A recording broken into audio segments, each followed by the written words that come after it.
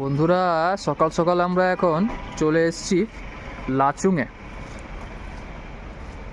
এই হচ্ছে আমাদের লাচুংয়ের হোটেল। আর হোটেলের বাইরে ঠিক এরকম ভিউ, জাস্ট অসাধারণ। মনে হচ্ছে লাচুং নয়, কাশ্মীরের কোথাও চলে এসেছি। দারুণ দারুণ। পাহাড়গুলো একবার দেখুন, পাহাড়ের চূড়াগুলো একদম মেঘে ভর্তি, মেঘে ঢাকা। ওই যে সামনে ভিউ যাচ্ছে। এরপর আমরা এখান থেকে যাব 0 পয়েন্ট এবং ইয়ামথাং ভ্যালি। মারাত্মক ঠান্ডা। ভিউ কেমন লাগছে?